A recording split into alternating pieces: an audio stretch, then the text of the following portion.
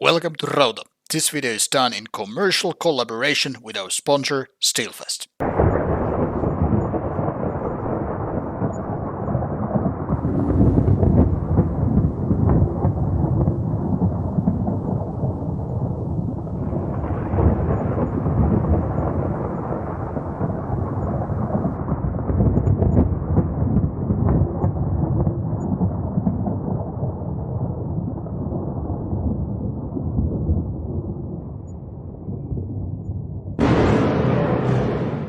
Hails and kills, and welcome to Rauta's Reviews. This time we have an interesting band from Switzerland, the home of many peculiar bands coming from extreme metal, and this one is Eggs of Gomorrh.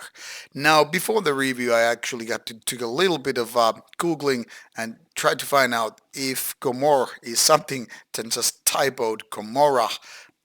Didn't find it, but then again, it didn't spend more than a minute maybe googling, but it's a name I cannot even try to figure out, but it makes me want to joke about it because, of course, when you're thinking about eggs, you start thinking about hens, chickens, rooster, whatever. And Gomorrah sounds indeed like a typoed thing, and that kind of goes beyond the scope of this stuff. But it almost makes me think of like maybe this is the kind of a chicken black death metal. Now, jokes aside, this band has been out there for quite some time, 50 years, give or take. And during those years, the band had put out 2 albums and quite a few smaller releases. However, this one, Wombspreader, is the second album from 2022. Got me a little bit late to the party when it comes to the reviews, so here you have.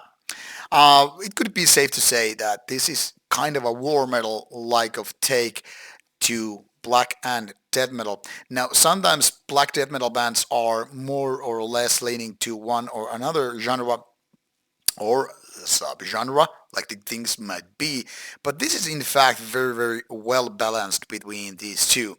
Now, throughout this 36 minute or so, the whole thing is very much leaning towards fast tempo blasting, but it's not like any of the riffs are fully on the black metal zone or death metal territory. It's definitely putting these things together.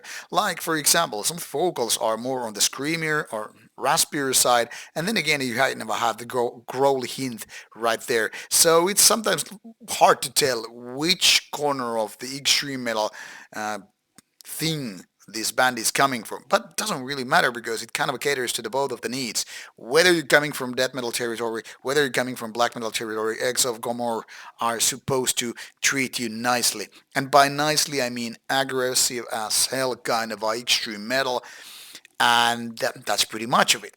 Now, the good thing is, if you like fast tempo death metal or black death, you're most likely going to like this. The production is not the best out there, but it's definitely kind of a fitting for this kind of stuff. And yes, it definitely kind of has a strong DNA part coming from war metal genre. Maybe not exactly the next Blasphemy or Revenge or Black Witcher and any of those bands, but I mean, there is some kind of a resemblance to those given bands. Now, the downside of things being fast all the way through is like it gets a tad bit boring. I mean, when you have 10 songs which barely slow down almost at any point at all, it becomes kind of a repetitive and kind of a boring in that sense. I mean, let's be honest about it. We are not talking about Panzer Division Marduk. That is one of the very few albums, in my opinion, which can just get a free pass from being like kind of a machine gun kind of a thing. A lot of bands tend to be like, yeah, let's just add fast tempo and it's gonna just cut away. I know I've been in those bands. I'm doing in those songwriting process parts where you're just like, let's do it this fast tempo. And then when like every fucking song is like some 222 beats per minute, you kind of end up noticing like this is the kind of a copy of the previous song, which is already a copy of a previous song and all that stuff. Now, it doesn't obviously matter if you're like all in for the fast tempo and if the songs are really like your next Panzer Division Marduk, that is, if you're in for that kind of a machine gun made black metal or whatever, then it's all good. But coming from a background where I actually like nowadays. A lot more bands. Doesn't matter if it's death metal, black metal, but more so with the death metal stuff. With mid tempo is actually sometimes more fascinating because then you just don't get away with those kind of sloppy riffs when the blast beats goes away. That kind of a matters when we're talking about this kind of album.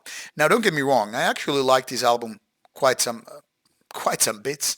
Hard to say that. My point here is this is very listenable album. This doesn't really bore you like for real, but after a few spins, you kind of feel that moment that or the feeling seeping in that like is this too much on the same page? Like as if you're just going for I don't know, those copies and clones forever and forever, and that's when you start to kind of bore you down a little bit.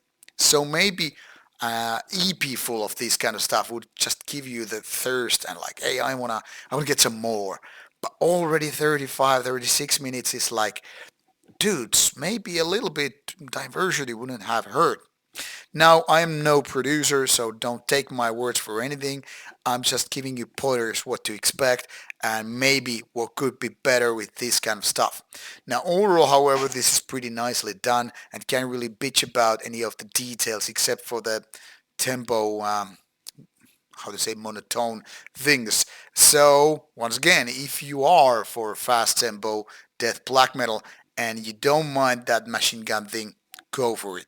It's been out since last summer 2022 and should be available in various formats for your listening pleasure. Now, obviously, you want to probably hear it first before buying, so you can find this online, for example, Bandcamp or other places. So give it a go and figure out for yourself. I would say mild recommendation this one and next album. Hopefully, guys in the band, if you're watching this, make more mid-tempo parts. Slow even to the slower parts if you can and are able to, just for the sake of variety, and it's gonna be better than this. This being said, decide it to yourself whether you're gonna listen to this or not. This is Rauta. See you soon with more reviews coming your way.